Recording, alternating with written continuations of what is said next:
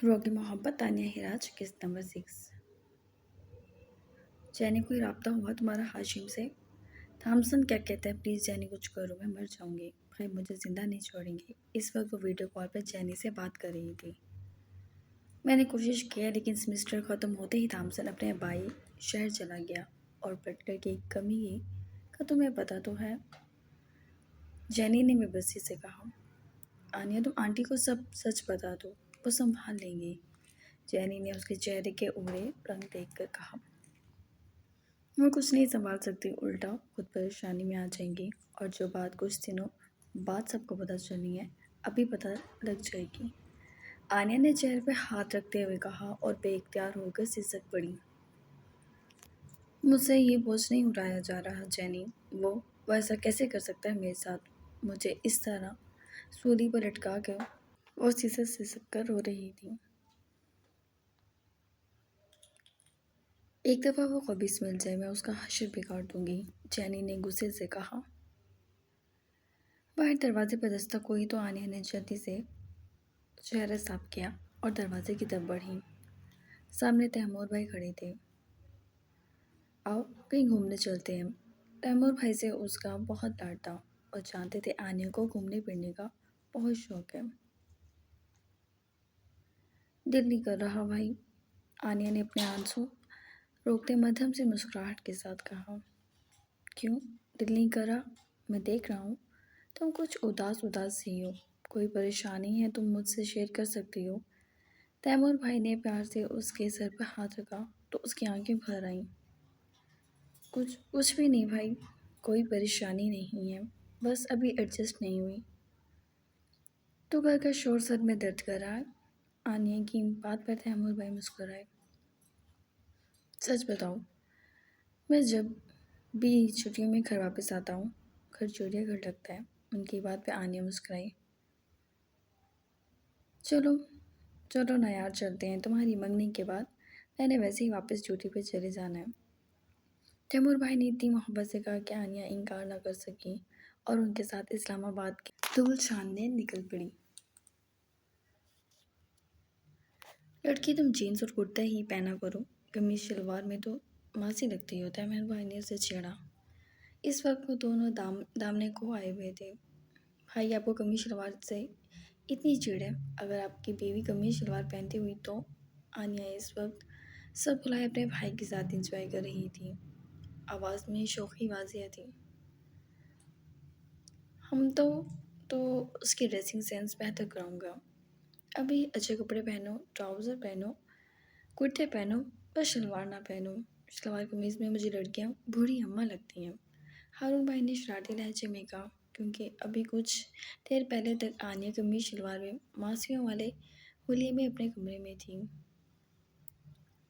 अभी वो कोई जवाब देती कि तैमूर भाई की ऑफिशियल कॉल आ गई और वो उसे कुछ देर वेट करने का कहते पब्लिक स्पेस से दूर चले गए। आनिया सुस्त रवि से चलती हुई ग्रिल के पास आ गई।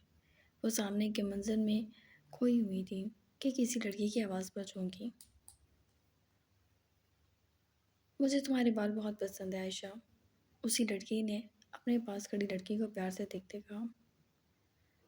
बस बाल पसंद है? वो लड़की लाई। लड़की के हाथों पर ताज़ी मेहंदी के नकोश निगार थे। ऐसा लग रहा था न्यूली मैरिड कपल हो। नहीं, मुझे तुम्हारी झील जैसी आंखें भी पसंद है। ऐसा लगता है मैं इनमें डूब गया हूँ।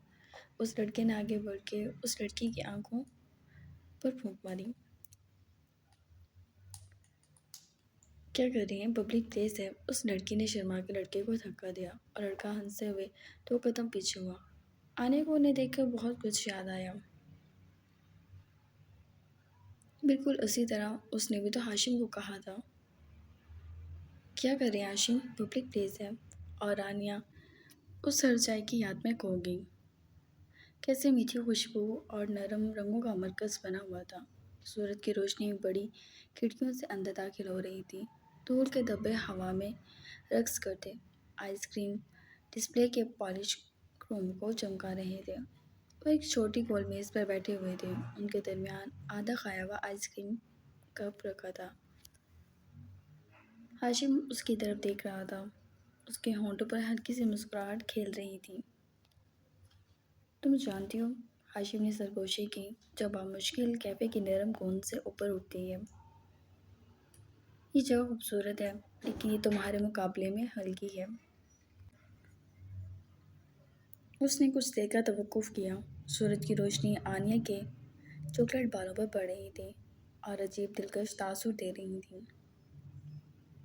और तुम्हारी ये आंखें। उसने भी तवक्कुफ किया और आनिया के दिल की धड़कन को बढ़ा दिया। सबसे अमीर तरीन स्याह चॉकलेट की तरह है, जो कैरमल के इशारे से भरी हुई हैं। मैं इनमें खो सकता हूँ। वो अपनी उंगली की नोक से आनिया की जॉलाइन का आनिया की जॉलाइन को छूता बोला, क्या कर रहे हैं? हम पब्लिक प्लेस पर हैं, आनिया ने हिचकिचाते हुए कहा। लेकिन हाशिम ने अपनी हरकत और बात जारी रखी, और ये मुस्कुराहट ये ग्लेशियस पिघला सकती है। मेरे दिल को तो छोड़ ही दो। हाशिम की बात में आने के गालों पर एक शर्मीली चमक पैदा हुई। उसके गालों पर बिखरा नाजुक गुलाबी रंग, जो उसके सामने रखी आइसक्रीम में स्ट्रॉबेरी के रंग का हरीफ लग रहा था। तुम बेहतरीन आर्ट की तरह हो, उसने सरगोशी की। एक शहकार जिसे अल्लाह ने बेहद हसीन बनाया है, और मैं दुनिया की सबसे खुशकिस्मत आदमी हूँ जो यहाँ तुम्हारे सामने बैठा हूँ। आने वापस चलते हैं, मुझे ज़रूरी काम से जाना है। तैमूर भाई की हारून भाई की आवाज़ पर वो सोचों से निकली। बेसाख्ता उसका हाथ अपनी आंखों पर गया। उसकी आंखें नम थीं, यानी हाशिम की यादें उसे रुलाती हैं। वो बेवकूफ़ लड़की अब भी उसकी मोहब्बत में गिरफ्तार है, इतना सब कुछ हो जाने के बाद भी। एजाज केस की कोई नई अपडेट? एसएचओ तैमूर ने इंस्पेक्टर एजाज से पूछा। सर, ये गवाह के बयान है। इंस्पेक्टर एजाज ने फाइल उसके सामने रखी। मुझे लगता है एजाज, इस केस में बहुत लूप होल्स हैं। विक्टिम के दिए गए सबूत बड़े कच्चे हैं, उसने फाइल रीड करते हुए कहा। सर, मुझे भी यही लगता है, लेकिन बार बार ये ख्याल आता है कि कोई लड़की कैसे खुद ही अपनी इज्जत को सरेआम ख़राब कर सकती है। इंस्पेक्टर ने कहा। यही तो बात है कि कोई लड़की कैसे हरासमेंट और रेप जैसे इल्ज़ामात खुद पर लगा सकती है। कुछ तो हुआ होगा जो वही कंप्लेन कर रही है, लेकिन ये सबूत विक्टिम के खिलाफ है और उसके केस को कमज़ोर कर रहा है। उसने एक दो पॉइंट्स पर मार्क करते हुए कहा। यही बात मुझे भी समझ नहीं आ रही सर। इंस्पेक्टर खुद उलझन का शिकार लग रहा था। लेकिन सर, ये मैडम रोज़ थाने आकर शोर डालती है कि इसे इंसाफ चाहिए, इंस्पेक्टर ने कहा। कल्प्रिट क्या कहते हैं? तैमूर ने फाइल पढ़ते हुए सवाल किया। सर, वो हर इल्ज़ाम से इनकारी है। कहता है ऐसे शख्स पर लानत जो अपने घर में नकब लगाए। वो कहता है उसकी कज़न यानी विक्टिम झूठ बोल रही है। एजाज ने तफसील दी। ऐसा करो, कल तुम विक्टिम को बुलाओ। मैं पहले उससे मिलूँगा, फिर कल्प्रिट से मुलाकात करूँगा, उसने कुछ सोचते हुए कहा, और फाइल एजाज को थमाई और जी सर कह के सल्यूट मार कर बाहर चला गया। और एसएचओ तैमूर अगली फाइल रीड करने लगे।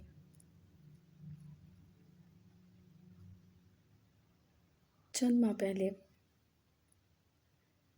मम्मी देखिए, मैं आ गया हूँ। मैं आपको कुछ नहीं होने दूंगा, हाशिम गर्देजी ने अपनी माँ का हाथ थामकर रोंते हुए लहजे में कहा, जो मुख्तलिफ मशीनों से जिसका वजूद मुख्तलिफ मशीनों से जुड़ा हुआ था। मम्मी ने आंखें नहीं खोली। हाशिम के चेहरे पर परेशानी वाजिया थी। क्या हुआ जी, मुझे बताओगे कुछ? उसने रोंते लहजे में जाविर से पूछा। Heart attack. जाविर को चोट देने को हो रहा था। माँ की मोहब्बत में इस वक्त वो दोनों भाई पागल हो रहे थे।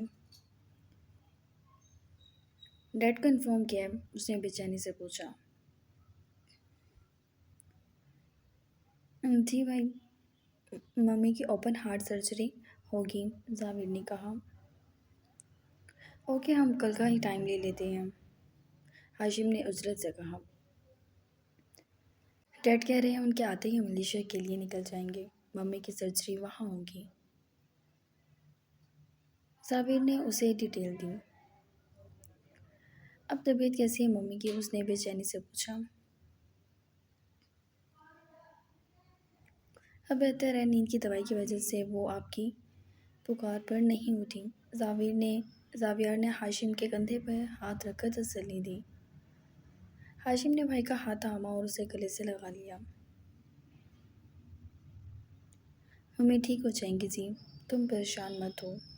ہاشم نے زاویار سے زیادہ خود کو تسلی دی، کیونکہ خود اس کا دل کسی سوکھے پتے کی طرح کانپ رہا تھا۔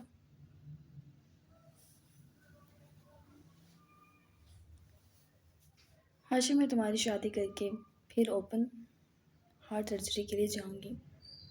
ممی نے اس کے ہاتھ کو بامشکل دبایا۔ جیسے آپ کی ممی، جو آپ کہیں گی بس اب وہی ہوگا۔ اس نے ان کا ہاتھ تھام کر چوما۔ دیکھ رہے ہو جی، کیسے ہی میری ہر بات مان رہا ہے۔ میں پہلے ہی بیمار ہو جاتی، میرا بیٹا تو میرا فرمان بردار ہو جاتا۔ ممی دھیما سا مسکرائی۔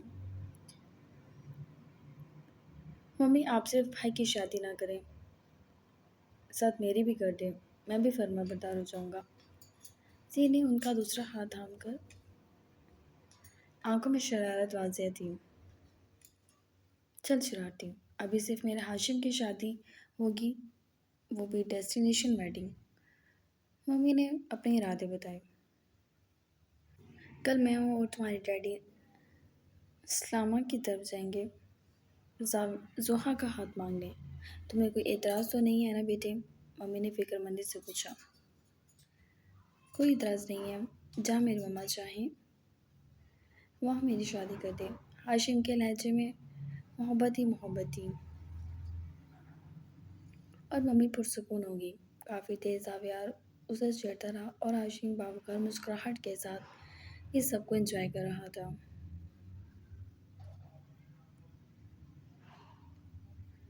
باجی، آپ کے دولہے کا کیا نام ہے؟ مہندی لگانے والی لڑکی نے سوال کیا۔ اس وقت آنیہ کو مہندی لگ رہی تھی، کل اس کی منگنی جو تھی۔ ابھی صرف منگنی ہے تو آپ کوئی نام نہ لکھیں، آنیہ نے سخت لہجے میں کہا اور آنکھیں موند لیں۔ یادوں کا جھرنا جو بہہ گیا تھا، ہر بات پر ہاشم کی یاد اب ساتھ ہوتی تھی، اور اس کی یادوں نے آنیہ کا جینا مشکل کر دیا تھا۔ ایک رات جب وہ پینٹ کر رہی تھی اور ہاشم اس کے ہاسٹل میں اس سے ملنے آیا تھا۔ تم کب بھی مہندی لگا کے مجھ سے ملنے آؤ نا؟ ہاشم نے اس کے پینٹ سے بھرے ہاتھوں کو تھام کر فرمائش کی۔ کالج جانا ہوتا ہے تو مہندی نہیں لگا سکتی، آنیہ نے اس کی طرف دیکھتے کہا، اور ہاشم کی نظریں آنیہ کے ہاتھوں پر تھیں۔ مجھے مہندی کی خوشبو بہت پسند ہے۔ ہاشم نے انگوٹھے سے اس کے ہاتھ پر رب کیا۔ آنیہ کے ہاتھ سے برش چھوڑ کے زمین پہ گرا، جسے اٹھانے کے لیے وہ جھکی تو اس کا میسی جوڑا کھل گیا اور بالوں کی آوارہ لٹیں اس کے چہرے پر رقص کرنے لگی۔ آنیہ بالوں کے کھلنے پر جھنجھلا گئی۔ ہاتھ چھوڑے، میں ہاتھ دھو کے بال سمیٹ دوں۔ آنیہ نے ہاشم سے اپنا ہاتھ چھڑانا چاہا۔ بالوں کی ایک آوارہ لٹ اس کے گالوں پر سرسرا رہی تھی۔ اس کے لمبے سیاہ بال، جو عام طور پر ریشم کی جڑن کی طرح تھے، بے ترتیبی سے پھیلے ہوئے تھے۔ آنیہ کو جھنجھلاتا دیکھ ہاشم کے ہونٹوں پر ہلکی سی مسکراہٹ کھیل گئی۔ وہ جانتا تھا کہ اس کے بال اس وقت آنیہ کو پریشان کر رہے ہیں۔ میں کروں؟ ہاشم نے سرگوشی کی۔ آنیہ نے چونک کر اسے دیکھا۔ کیا کروں؟